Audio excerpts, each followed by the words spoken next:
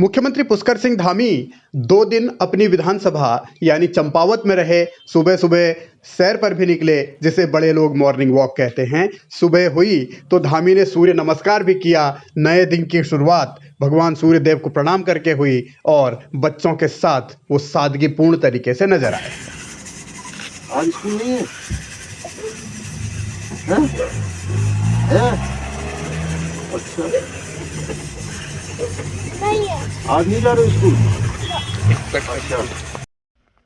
धामी का ये अंदाज उनकी सहजता, उनकी सादगी को दिखाता है। लोगों के बीच भी धामी पहुंचते हैं, जहां भी जिले में जाते हैं उनसे बात करते हैं। धामी का दावा ये है कि वो विकास कार्यों को लेकर और सरकार के कामकाज को लेकर फीडबैक लेते हैं और चंपावत में ही उन्होंने कई विकास योजनाओं की सौगात भी दी। अलग अलग तरीके की जो परियोजनाएं हैं, कार्य योजनाएं हैं, उनको धरातल पर उतारने की कोशिश हुई। अधिकारियों के साथ मीटिंग की, मंथन किया, चर्चा की कि आगे क्या किया जा सकता है। दूसरी तरफ एक बड़ी रैली भी बीजेपी के कार्यकर्ताओं ने निकाली, जिसको नकल विरोधी कानून लागू करने के बाद मुख्यमंत्री का स्वागत इसे बीजेपी की ओर से माना जा रहा है।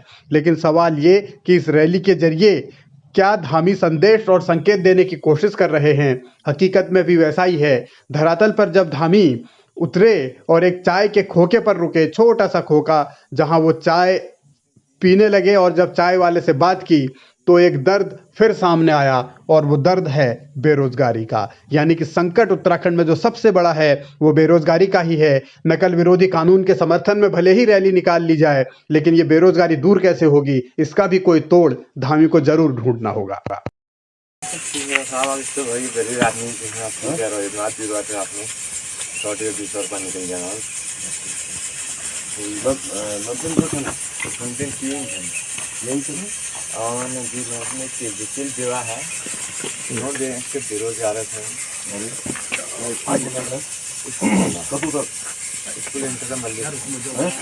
बेरोजगार बेरोजगारी का संकट बड़ा है और हाल में बेरोजगार नौजवानों पर जिस तरीके से लाठीचार्ज हुआ वो भी एक सवाल है।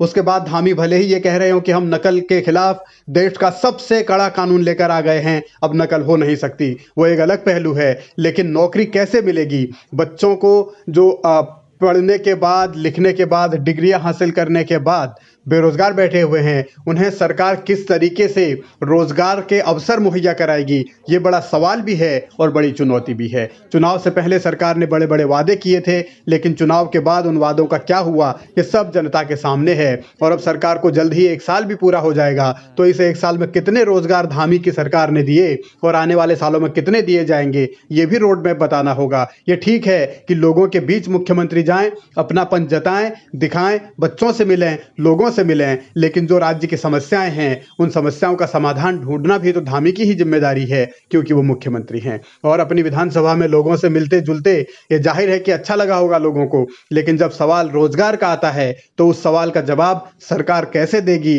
और कब देगी, इसका भी इंतजार पूरा उत्तराखंड कर रहा है। बहरहाल ये एक सवाल जरूर बना हुआ है कि जिस तरीके का माहौल रोजगार को लेकर या जिस तरीके का संकट रोजगार को लेकर उत्तराखंड में है, क्या वो संकट दूर करने का कोई समाधान धामी निकाल पाएंगे?